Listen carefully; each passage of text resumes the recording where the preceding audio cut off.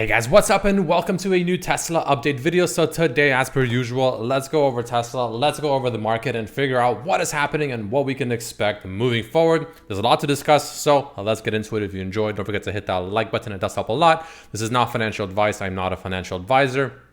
And of course, my membership section on YouTube is live. The link is down below. For $3 a month, you essentially get my intraday thoughts on Tesla as it's moving, updating you constantly. Some days quite a lot, some days obviously not as much, right? Depends on how Tesla is moving, but these are all the posts from today pretty much, right? So a lot of posts today, but all that being said, let's jump into it. Yeah, so Tesla closing the day with a beautiful rally today, up just over 4%, putting us at about $223.50 per share, which compared to the market is a very, very, very respectable outperformance, up substantially more. I mean, considering the markets are, especially QQQ, are literally red, 0.3%, nothing crazy, but nonetheless, very, very good stuff to see. Now, this is, so I wanted just one quick disclaimer, I guess, sort of, but a lot of people say that, oh, you know, whenever you're charting Tesla, you must always chart, you know, QQQ and or SPY, right? The indices essentially.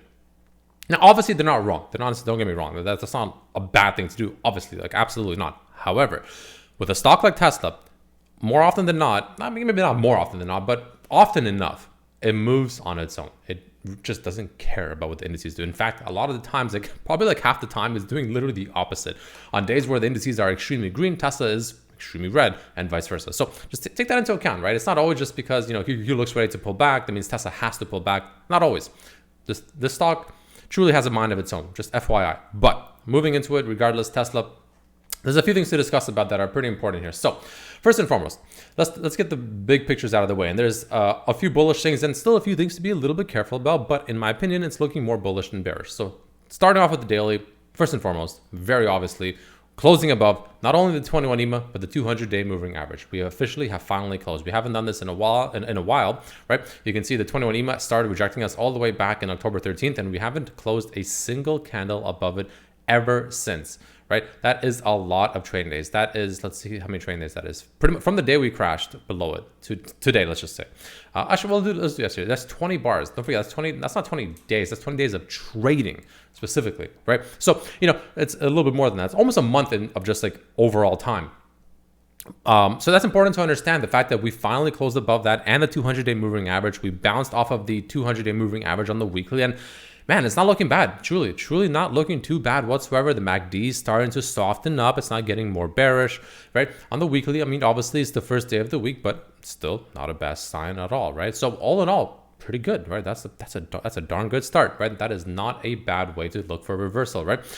And we talked about how, you know, when we were over here, how we can potentially drop, get the RSI lower on the 65-minute chart, and then potentially set up a nice looking There we go. There is nice looking RSI. And so far, it's not looking as good as I want it to look on the 65-minute chart. We'll get to that soon. But on the daily, it's looking great. And there's a comparison I'll make very soon to make that look even better than it is. So we'll get to that in just a few minutes here. But all in all, again, closing above these is very, very crucial. MACD, RSI, both of them are looking great. Absolutely zero complaints. In fact, I would even argue the fact that especially the RSI looks pretty bullish, man. I think it looks bullish, at least. In my eyes, it looks pretty bullish. It looks really, really good. That doesn't mean that tomorrow has to be an absolute rally, but to me, from here, from this moment on, even if tomorrow CPI, by the way, even if tomorrow is a bit of a sell the news or just a selling day in general for Tesla and or the market, as long as we don't breach back below really 220, honestly, right? It's not bad. And if we do breach below 220 and come back to this 21 EMA, remember we talked about this as well, right? If we come back below the 21 EMA to, let's say, 218, maybe by tomorrow it'll be closer to 219. That's fine too, as long as we bounce off of that. That's not bad at all. So those are the kind of main things to look out for right now, and especially moving into tomorrow. Now, one thing I want to mention here that's important to also understand is this, right? If we do break above, so don't forget, there's still that inverted head and shoulders, right? We talked about that many, many times, right? The left shoulder here, the head here, the right shoulder here. Make sure you guys can see that, right? That's obviously important to understand. We've been talking about it for a while, right? People have just started talking about it. We've been talking about it for a while now, right? I don't bring it up every single video, but I'm sure people that watch the videos pretty often remember us talking about this way in advance. Now, everyone else is starting to talk about it, and you know, we are starting to potentially play it out. However, to me, the neckline is sitting somewhere around this 225-ish area. This is what I told my members, right? The second we reach 225, pretty much right around here, I told them that if there's a place to reject, This is it. And that's exactly what happened, right? We're currently getting a lot of rejection around 225, but we are still kind of holding strong. We're not just getting slapped back, way back down. We're definitely getting rejected, but we're holding our own there. We're holding our own. It's not that bad just yet. So take that for what it's worth. But to me, 225, very important. Not only to break above it, which we did briefly, but more importantly, close it. A breakout is not just breaking out literally. That's step number one. Step number two is closing a candle above it, right? Depending on like maybe a 65-minute candle, a daily candle. The longer the time frame of the candle, the more, I guess, weight it holds, the more convincing it is. And then the third point, or the third thing, I guess, if you will, is potentially break above, hold above, and then maybe hold several candles above, and maybe even look for a retest, right? If you come back down, retest that old resistance, now support level, and then you bounce off even more so, right? It actually kind of happened today on the 65-minute chart, which I'll get to very soon once I'm done in the daily. But another thing I'm pointing out is if we do break above 225, that to me triggers this inverted head and shoulders pattern, right? Normally what you do is you can argue that the neckline is actually even this right here, this potential bearish pennant, but you can also argue that this is the neckline as well. That is technically an argument to be made. Now, if we break above it, usually you kind of measure from the bottom of the cup to the top, right? Roughly, give or take, again, just roughly, right? And then you measure from the breakout. Let's say it happens sometime soon. You can see it brings us up to somewhere around the 240s, if not maybe even the 250s. That's going to be important to understand because that's roughly the price target if we do break above, which I think is very possible because that's going to be right where that gap fill is. And more importantly, it's also the volume profile, right? If we break above that level, right? And if we start triggering this head and shoulders pattern, coincidentally enough, we also have the volume substantially decreasing pretty much right above 225. Pretty much the level that triggers this inverted head and shoulders is also where this volume profile really starts to decrease, which is good in this case because you can slice through it to the downside, which we did, or you can slice back through up from bottom to up, right? In this case, we'll go pretty much from 225, let's say, as an example, all the way up to, low 240s, which is where the volume starts, really, really increasing once again. So take that for what it's worth, right? So in other words, if we break above 225, don't be too shocked if, we make our way back up to the 240s, low 240s-ish to start, relatively quickly. Take that for what it's worth as well. Now, the next thing I want to talk about on the daily, which I just showed my members about an hour or two ago, is this.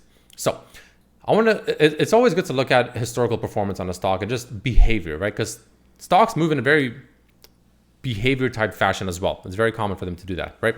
Just because something happened in the past doesn't mean it has to happen again. I hope you guys don't hear that noise. But the way you want to look at it is as follows, right? So over here, we had a similar situation where we had a massive fall, which is what we had just now. And then we had a little bit of a rally, and then we consolidated sideways. This candle right here, you can see if you were to eliminate everything back here and all of this RSI post this situation here, this candle, even though it, nice rally similar to today, it only went up to the same levels it already has been roughly, right? Even like this candle right here. But the RSI is very meaningfully poking its head above with these levels over here. And that's exactly what's happening. And you can see what happened after that. We had a beautiful rally since, right? So and I expect something like this to happen roughly. Obviously, it doesn't mean it has to happen the same way, but again, it often rhymes.